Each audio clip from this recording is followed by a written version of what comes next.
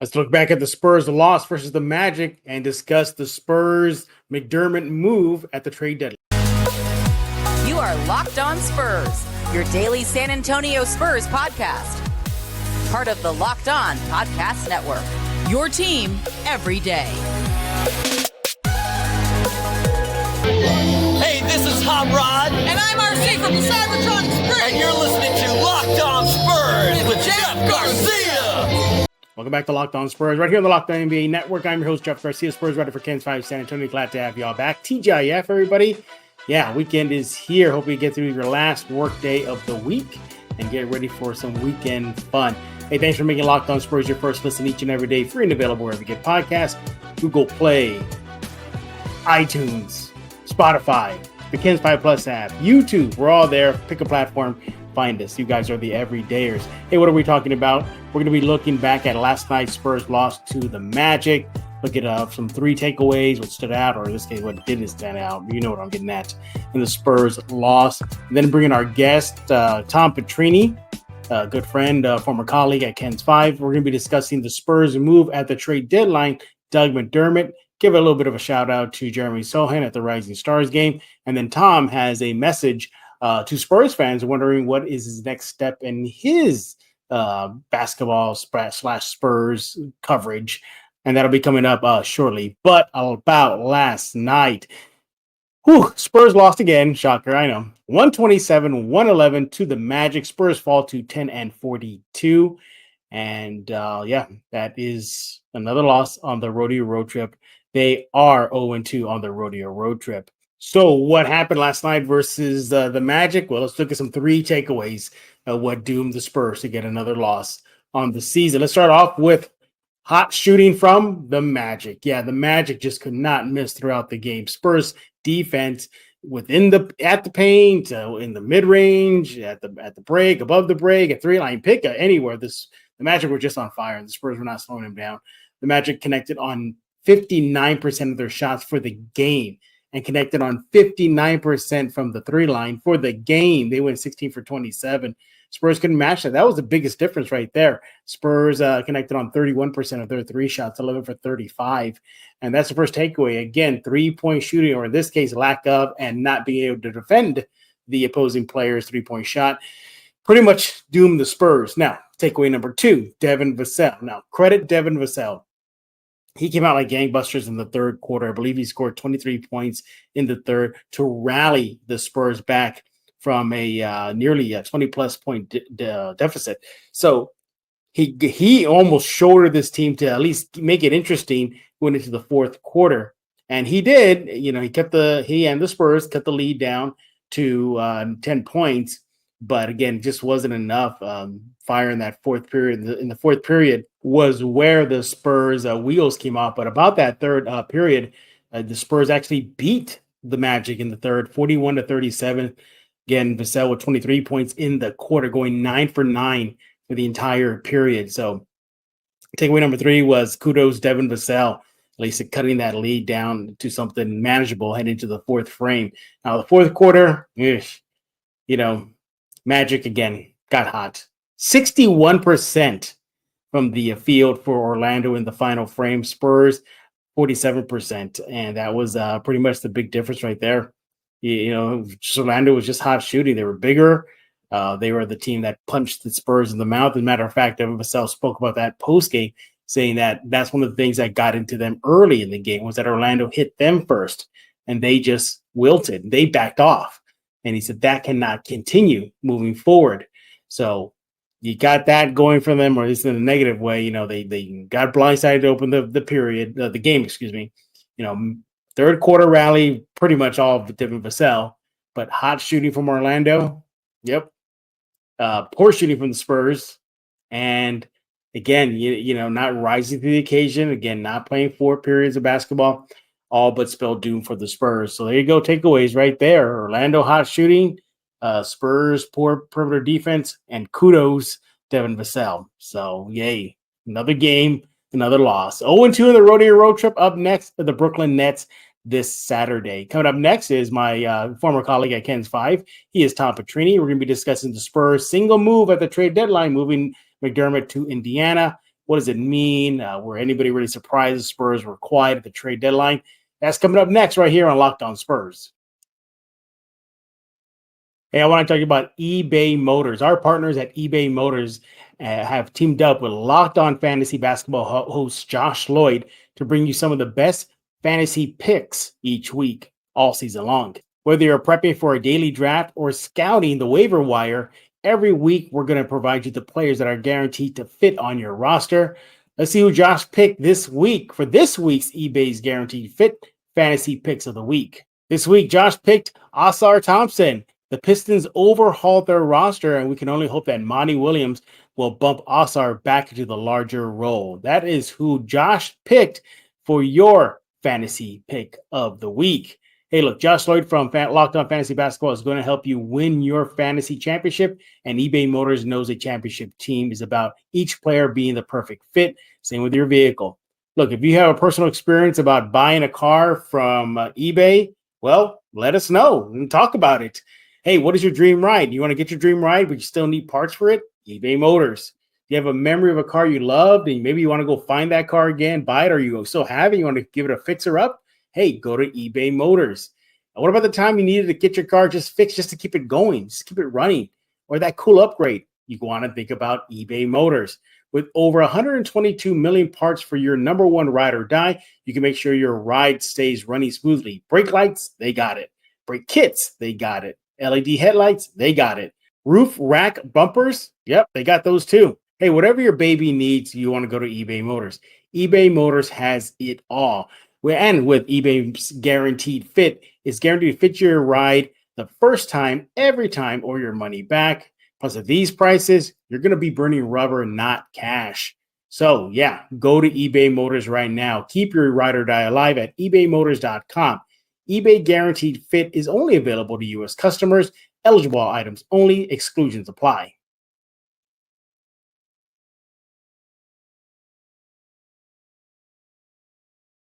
And we are now joined by my good and old friend. He made him clear because Tom and I, we go way back. He is Tom Patrini. Make sure to follow him on now. Real Tom Patrini. Yeah, exactly. I'm officially old now. Yeah. I saw some of the people in the celebrity game at All-Star Weekend, and I knew about 3 or 4 names. I was like, yeah, all right, washed. Yeah. Well, welcome to my world. Make sure to follow him on X at Real Tom Patrini. Make sure you do that right now. Hey, what are we talking about? We're going to talk about the eyes exploding, fans cheering. No, I didn't know. The Spurs were quiet at the NBA trade deadline. One move, but it was a very expected move. We're going to get into that. Give some love to Jeremy Sochan. And then, Tom has a message for everybody coming up later on in this episode. But, Tom, as you heard, everybody else has heard, Spurs weren't active at the trade deadline. But they made a move. Hold on, Jeff. Hold on. I know. Let's put some respect on him, okay? For everybody who say, "Oh, I bet they're gonna do nothing." Guess what? Egg on your face. Boom. Minutes before the deadline, Doug McDermott to the Pacers for a 2029 second round pick. And listen, I understand. And cash considerations. Everybody loves that jersey. You're gonna get a jersey as cash consideration. And don't forget, twice a Spur, probably going to be bought out and never be a Spur, Marcus Morris Sr. The whole Davis Bertans debacle thing. Oh, yeah. Very funny trade. Exactly. But expected. Nobody is surprised by it. It's a bummer. I'm going to miss Doug McDermott. Wonderful person to talk to, especially about the game of basketball. He's a specialist shooter. Definitely brings on-court stuff that this team needed, but also, a good presence in the locker room. Absolutely. It stinks to see him go, but on the other hand, that 2029 second round may include multiple Ginobilis, and I mean that literally. I mean that literally because Manu's twins are growing up so fast. Exactly. So you got to load up. You got to load up. And look, 32 years old for Doug. He's seen the end towards the end of his career. Good for the Spurs to put him on a contending team. And he's going back to the team that the Spurs did the deal with to get him in the first place back in 2021. But I think, for everybody that's bummed out that this trade deadline didn't make the Spurs more competitive, I'll just say that I understand the frustration, right? I get it. I do. Yeah. But like also this team has been pretty clear, and especially with like, you know, Mhm. the way that they have lost so many games this year. If they had won more games and they were like, you know, oh, maybe we can make a push for a play, and like, yeah, let's ride it out with Sure. Doug McDermott. Yeah. Let's see, you know, if we can maybe scoop somebody up on the cheap. But you know, this is still very much an evaluation season, and it's one, by the way, where you know we're seeing improvement collectively and individually from a lot of guys. Yeah, exactly. So I understand that people are sort of antsy to get there, but I think we got to talk about, like, you know, why they are building the roster this way, and why it makes sense that they're acquiring assets now still and not spending them yet. Brian Wright's playing chess and the Spurs are playing chess, but like they haven't actually made any moves yet. They just keep getting their pawns. They just keep getting pieces. Yeah. They're like, all right, we got the king, that's Pop. We got the queen that does everything, that's Wemby. We got a couple of, you know, back row pieces that we're gonna see how they move and what they do. But you know what? I need like 5 more of those. I need 5 more of those and like 20 more pawns, you know? Right. And then and so, you know, I know that people who get so excited about the piece that does the most, it's like, oh my God, can we just get him out there and, like, you know, really like go win right now as hard as you can. But like, I don't know, if you can just keep getting more chess pieces, like that seems like a really like and win a war of attrition that way, you know. They're very conscious. And look, nobody should be surprised the Spurs were quiet. I mean, Pop joked, but he was being serious, you know, that, you know, they weren't really going to be major movers and buyers and sellers. You know, he said everybody should stay up late. Don't go to sleep. Don't drink alcohol because you might miss it. So that was your first sign. Brian Wright, since the draft, kept on hammering, we're not going to rush this. Popovich, we're not going to rush this. Wemby, I see what their plan is. So nobody should really be surprised the Spurs are not making major moves. And then plus 2, what's the point? You know, the season's a wash already. You know, why blow up the roster? There was a report, and, you know, Pop talked about, you know, if there's a move that makes sense for us short and long term, we'll do that. And, you know, I think a lot of people read that as, oh, they're probably going to, in the 11th hour, trade Doug McDermott for a second round pick, you know. But, you know, I read it as, that's probably on the table. But also, like, if a guy comes available who you've wanted for a long time, who fits the vision with Victor, you know, this now I think that here is where we close the book on, or at least close the chapter in Brian Wright's book as a GM on rebuilding team, bottoming out team. Because we've seen so many moves where he shipped out good players, sometimes, you know, great players to get picks and assets. And I think people, you know, they've come to expect this, but it's because, you know, it's what he does. And they're like, oh, this is the only thing he knows how to do. And it's like, no, it's just, that's been the game plan for right until this point. Right. And they're going to finish out this season. And I'm expecting a much more aggressive approach come this off season. I think it's going to I'm right there with surprise some people who are like, the point is that's been their plan, and it's been their plan because that's where they are as a team, as an organization. They know where they need to go, right? And they have a plan for how they want to achieve that. And now that they're at this point where it's like, okay, we have the guy, we have some young guys, we have all these assets, and now we have a better idea of what we need. We can go get that. And, you know, with the quietness at the deadline, there's probably going to be an open roster spot that we should maybe discuss a little bit here. Yeah, exactly. And we saw some key names that got waived. You know, Killian Hayes was probably a big one. Yeah. He got waived. So we should probably start there, I guess. Yeah. Killian Hayes. It has former 7th pick has not worked out for him in Detroit. But if you got him on a winner like San Antonio, maybe things, shake out a little bit better for him. Things change for him. Kidding, obviously a little bit. Might the Spurs take a flyer on him? Maybe.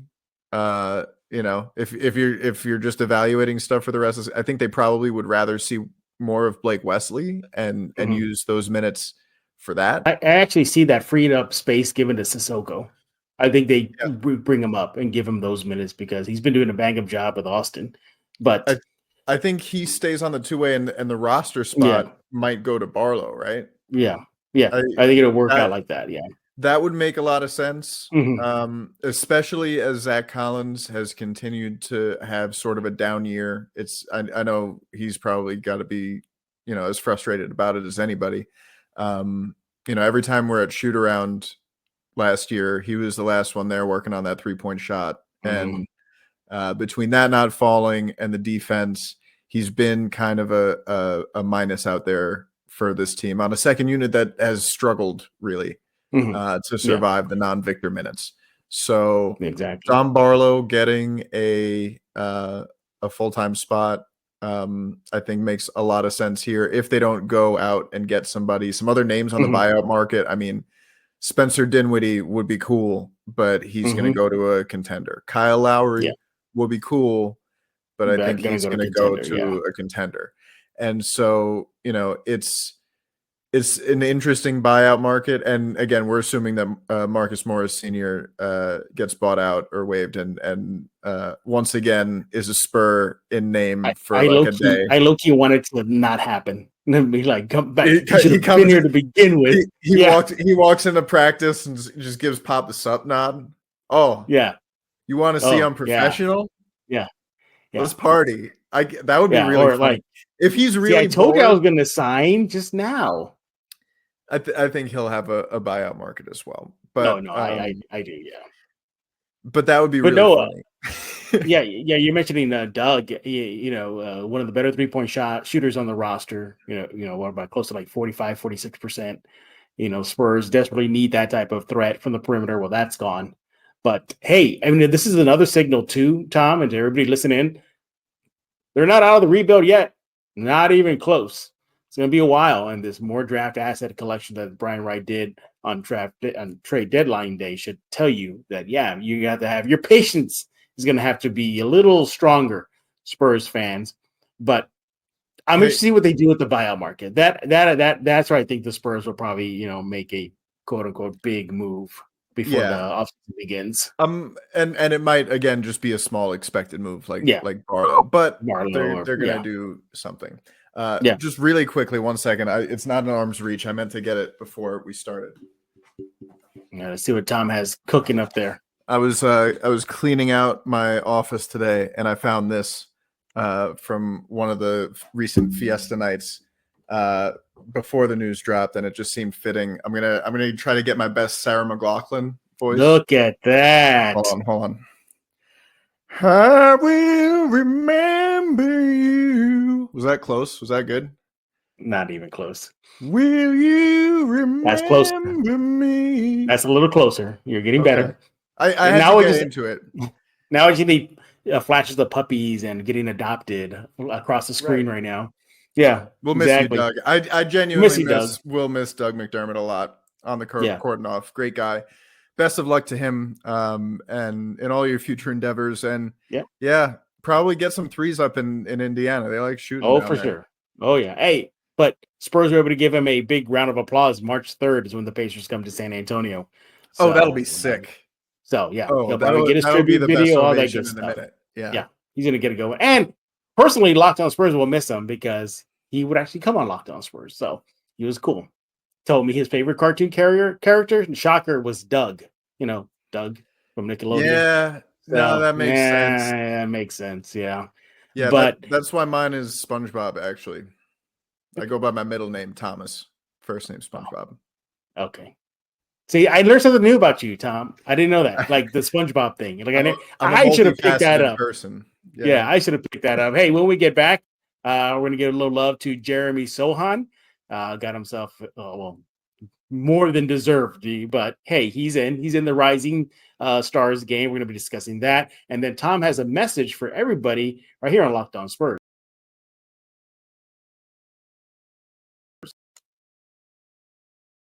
Are you the kind of driver that likes to push things a little further? Ever wonder what adventure could be around the next corner? Hey, our friends at Nissan have a lineup of SUVs with the capabilities to take your adventure to the next level.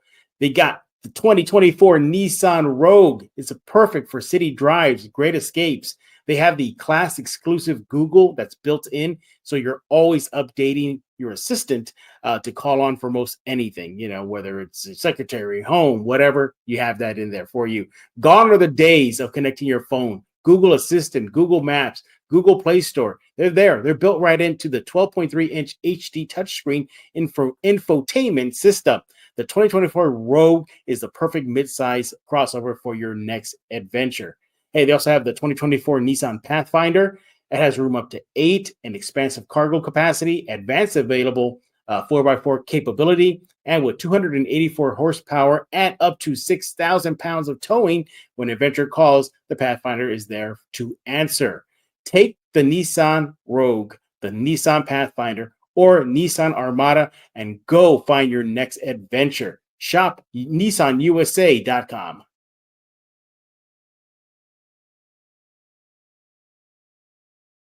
This is Emily Swallow, and you are listening to Locked On Spurs with Jeff Garcia. And we're back right here on Locked On Spurs with Tom SpongeBob Patrini. I got that right, Tom? No, it's SpongeBob Tom Patrini. Okay, here we go. SpongeBob Tom Patrini. Go by my middle. Yeah. All right. There you go. He is on X at Real Tom Patrini, old friend of mine, and we're discussing all things Spurs. And hey, better late than never, Tom, I guess. Congrats to Jeremy Sochan. He will be going to the All-Star Weekend, part of the Panini Rising Stars game. He is an injury replacement for Blazers, Sheldon Sharp. So, yeah, he's in. He'll be joining Wemby at that event. Kudos to him. Second year in a row. So, congrats. If there was a snub, that was a snub for that Panini Rising Stars game. Yeah, we talked about it the last episode I was on here, and Pop asked, he was like, I don't know who picks these things. And it turns out it was assistant coaches, and so some people were like, did he just rub enough people the wrong way that they were like, you know what, no, Jeremy Sochan, get out of here. Jeremy, who the other night went flying into the stands in Miami, grabbed some popcorn. Kissed a man on the head to apologize. It's pure entertainment. He's a funny guy and a very deserving rising star. So it'll be fun to see him in that game. Is he on Victor's team or against him? He's against him because Victor's on Team Pau Gasol. Sochan is on Team Jalen Rose. So. Gotcha. They'll be going up against one another. That'll be fun to watch. So, yeah, the Spurs going to be well represented. We know that Wemby's going to be there. Now we know Sochan's going to be there. And don't forget Don Barlow. He'll be there for the G League All-Star event. It's kind of an All-Star game, but they call it the Next Up game. But all in all, it's a G League All-Star game. So, yeah. And then, of course, Wemby's going to be making his rounds, appearances, and whatnot. So he will be here. The Skills Challenge as well, teaming up with Paolo and Anthony Edwards on their team. So it should be a fun-filled Spurs-themed All-Star weekend in Indianapolis. But, kudos to Sochan. Well, it's time to turn over the mic to Tom. I think everybody should know by now. As Gucci Mane once said, there's an elephant in the room. Guess who's the mother flipping elephant? Or a SpongeBob in the room. Right. Take it away, Mike. So after 4 years at Ken's 5, where I made a lot of dreams come true and learned a lot from a lot of amazing people, I have decided that I've got to move on to the next thing. And it's very bittersweet. Several reasons for doing it. One of them is spend more time with my family. Mm-hmm. Another one is hopefully to cover the Spurs at an even higher level. Because a lot of my job responsibilities were outside of sports, and I definitely want to keep covering this Spurs team. It's a big part of my life, and being a part of this community is very important to me. You being one of the first people who welcomed me to it about 10 years ago. Wow. 10 years. When we were, I remember thinking like, how can I, getting in with this Jeff guy? And I saw you tweeting about Star Wars. I was like, I'll bet. And so there it is. We started talking about that. Running into each other at Penn Station too. That was a trip. Rose Pizza. But yeah, 10 years of being your friend and colleague, because you took me under your wing. You, Mike DeLeon, Paul Garcia, everybody at Project Spurs. And yeah, so to everybody who's helped me get to this point in any way, my friends at Ken's, my friends at Project Spurs, people in the Spurs organization who have been kind enough to welcome me, everybody in that media workroom who's been so great to me, and everybody who's read or watched or listened to my thoughts and opinions and jokes about this team. It's incredibly humbling, and I'm really gonna miss everybody at Ken's a lot. But I plan on sticking around in this community for as long as I'm welcome, and you guys have made me feel so welcome. So for that, I'm eternally grateful. I don't need to tell you what a privilege it is to do this, Jeff. You've been living it too. It's challenging, and it's stressful at times, and it takes a lot, but man, it's cool. Man, it's cool to do what we do. And yeah, I'm going to miss doing that at Ken's 5 with you, my friend. But I'm always going to be a fan of yours and a friend of yours, and hopefully a guest on this show. So, he will be. Yeah. Tom actually spoke to me about his decision a month-ish out before, it was time for him to say adios. And people have asked me, like, well, what happened? I said, no, I tried, to convince him otherwise, like maybe, hold on, do you want to think about this? Do you sure? I need you to stay here because you're bang at the recaps. You're good at the long form, all that good stuff. And but Tom was dead set, and his reasons that for me is, he's good at what he does, when it comes to the silver and black. But it's when he told me about the personal side of things, I was like, whoa, okay, that's the bigger picture. The Spurs talk about bigger than basketball. And when Tom told me the bigger than basketball stuff, I was like, okay, I can respect that. I understand that even more. Yeah. I guess the 2-minute version of it is, when I was in college, around the same time that I lost my father, I fell in love with a girl from San Antonio who really helped me through it. She's the reason I ever started caring about the Spurs in the first place. And yeah, so for the last 4 years, we've lived together in Austin, and I've done a lot of up and down I-35, so I can be in there and do my thing. And a lot of the time going in, it was for really difficult stories. I mean, I started February of 2020, which is 4 years ago, which is insane. But basically right when sports and the whole world shut down for a really horrible pandemic, and covering that and covering a lot of the other things that I did these last 4 years, it was stressful. I found a lot of purpose in it. I really did. That's some of the most important work hopefully I'll ever do in my life. I felt the weight and the responsibility of what it means to be a journalist in those moments. Really like formative stuff. But it was definitely difficult. And yeah, I wouldn't change any of it. And really, Ken's, I mean, the newsroom at Ken's was why I kept coming back. You know, it was like I knew that the people in there were going to put in the hard work to do a tough job the right way. And so that was a really, you know, it was a wonderful experience. I have just so much gratitude, but yeah, no, I definitely have missed out on some family time in that time. And, exactly. You know, the other night I was just laying down that, in bed with my dog on my shoulder and, you know, hanging out with my partner, and it was like, yeah, this is good. As bittersweet as it was, I knew I made the right decision for me and for us. So. Yeah, and that's what impacted me a lot.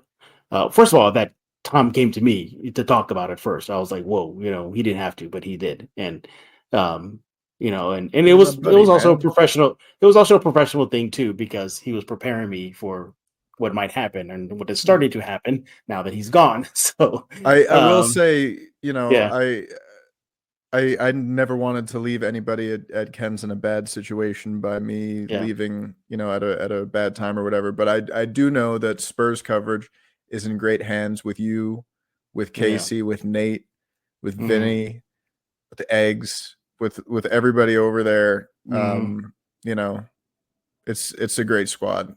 I'm gonna miss it. Yeah, and a little peek behind the scenes. The reason why I'm at Ken's is because of that guy on your screen right now, Tom. For those of y'all who remember, I was at Ken's competitor for about 7-8 years. And if it wasn't for Tom encouraging Ken's Tegna, the company that owns it, to chat with me about maybe switching sides, I probably wouldn't be here at Ken's. It was actually Tom who did that. He was the spark. Yeah, he was the spark. Tegna acquired Locked On. Right. And so, but at the time I was still at Sinclair, though. Right. So I was doing Locked On for Tegna. Yeah. So it was, you know, it became a question of, well, you know, how do we handle this? And I was like, the easiest and best way for us is to bring in Jeff, because he's great at what he does. Simple. And it was, but, you know, I thank Tom for that, you know, for looking out for me that way, you know, big what he did for me. So, you know, that's why when he came to me to tell me, hey, I'm thinking about doing this, I was like, want to pump the brakes a bit? You sure you want to do this? But you know, he was dead set, and I know whatever he does next or wherever he goes next, whether it be company A, B, and C are going to get himself a damn good sports or Spurs writer, or if he does something on his own, it's going to be damn good. And it was funny because after Tom had made the announcement publicly last week, I think, you know, I fired back, you know, saying, okay, well, you know, Tom, you know, good job, salute, all this stuff. And then I followed up with, well, I'll see you in Locked On Spurs next week anyway. So right. You're not going to get me too far out of the paint here. I appreciate you saying all that, Jeff. It means a lot. You're one of my best friends in this industry and in this life. I really value you. And I, you know, so many people have said so many nice things to me in the last week. From Ken's to readers and listeners to, you know, just everybody who cares about me. It means so much. I hear you. I love you. I appreciate you. I'm not going anywhere. I'm gonna go somewhere, but I'm not going anywhere. I had my reasons for making this decision, but not among them was me sharing the Spurs' secret strategy of 3 shots. I got in a little bit of trouble on that on the internet. People yelled at me because I was at my last practice on Friday. Yeah. You know, and I saw they had put tape in like the corner of the corner, like half of the corner. And so I just tweet out a picture. I'm like, interesting, maybe a point of emphasis for the coaching staff. And somebody got mad at me like I was sharing state secrets. And I was why even invite us in anyway to begin with? I was like, dude, chill. It's my job. for the next 4 hours. Yeah. Let me Tom and I are going to make this very clear. When the Spurs say media can come in. At that point, it's game on. Yeah. Whatever we see, whatever we hear, whatever we observe, it's fair game. Right. So that's why they're very cautious about letting us in before they let us in. Right. So a red tape on there in the grand scheme of things, not a big deal, everybody. Not a big deal. Yeah, not but the timing was funny because like a few hours later, I announced that I was leaving. And so like I had some people jokingly and some people seriously be like, wait, like what happened there? But yeah, no, I didn't actually get it. I didn't actually get in trouble. Too. Like, it was awkward. But that was the thing, was it was too funny and also like too like big for me to not engage at that point. I was like, I had to, I had to joke about. That's one of my weaknesses that I've really refined in my time here at Ken's being learning how to be a pro.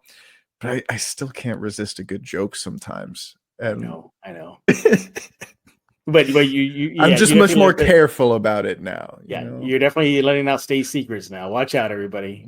Spurs put red tape on the court. Can't trust me with nothing. Yeah. And by the way, Tom, just a message from me to you. For those of y'all who do not know, I actually started at a small fan blog. Well, not small. At that time, it was small, but now it's grown. Project Spurs. I co-founded it with Mike DeLeon. May he rest in peace. So I've kind of seen a lot of the familiar faces that y'all see on social media or on outlets. Not all, but most of them kind of got their start at Project Spurs. Tom was one of them. And of all the ones that I've seen and was working with before I left to go to Sinclair, and then now with Tegna, you're the one has the biggest growth. Like you're the one that's really shot out. Other guys have had really good success, but yours like off the charts. As a matter of fact, the Spurs PR, I didn't tell you that. I'll share this to everybody. Actually told me that they just salute to you. They said you also had a lot of growth, and they've seen it. So. It's easy to grow a lot when you start from literally no ball knowledge, trying to impress a girl. There you go, motivation. I mean, like literally, I learned everything I know about basketball in the last 10 years. And the reason that I've gotten to this point is because the support from people, but I think that support comes from understanding that the kind of like person I am, and I'm not gonna be I'm a pretty straight shooter. I can be funny, I can be weird, but I'm not gonna lie to you. And so to as an outsider really earn the trust of this fan base, it means the world to me. And it really has been a fanatical obsession for me with just like being the best at this. And I know I'm not, but I still want to be, and every day I feel like I'm getting closer to it. So no, I see. In my opinion, Tom, you're already there. But again, everybody, just because Tom left Ken's does not mean he's leaving Locked On Spurs. Okay, he'll be back. Still a lot of games to play, a lot of highs and lows that we're going to discuss about. So this is not the last time you've seen Tom. Whatever decision he makes, hopefully he'll come on Locked On Spurs to announce it to everybody. That'll be great. The only problem is if it's a competitor, then now we got a problem. But other than that, you want to follow him and keep up with him and his life and what's going on. And yes, for Spurs stuff and Silver and Black and tweets and all that stuff, you want to follow him on X at Real Tom Patrini. And Tom, thank you for coming on Locked On Spurs to share a little bit about your decision. Again, everybody, he's not going anywhere. He'll be back on Locked On Spurs. Whatever happens, Hefe, it's all love over here, man. By the way, for everything. I'm glad you said that too. In my personal history, you were the first one ever to call me that nickname. You were. It just fits. You were the first one. Yeah, I always wanted to tell you that. You were the first one ever to do that. You were really my first boss in this business. That is true. Yeah, back at Project Spurs. Yeah. But again, Tom, thank you. Clear your calendar. I'll be bugging you with a text, all that good stuff about when you can come on. But hey, everybody, what do you think about the Spurs at the trade deadline? Yawn, snore, whoop-de-doo. Let us know. Alarm bells. Yeah, alarm bells. Yeah. Let Tom know on X at Real Tom Petrini. Let me know as well by subscribing to the Locked On Spurs podcast on YouTube, Ken's 5 Plus app. The list goes on and on. iTunes, Spotify as well. We'll be back next week. More Spurs talk, more rodeo road trip talk. Hopefully, we'll get some more W's to talk about than L's. And subscribe to Locked On Sports Today 24/7 streaming channel on YouTube. All the shows are there 24/7. Go to Locked On Sports Today on YouTube. So for SpongeBob, Tom Petrini. You know what? I'll be honest, Jeff. I was lying about that. My first name is Tom. My middle name's James. Don't steal my identity. It's really honestly not worth that much. Okay. All right. Then we'll just say the artist formerly known as SpongeBob Tom Petrini. He is Tom Petrini. All kidding aside. This is going to make no sense out of context. It's not. I'm going to have to do some fancy editing right now. But for Tom Petrini, I am Jeff Garcia. We're going to put a lock on this episode of Locked On Spurs.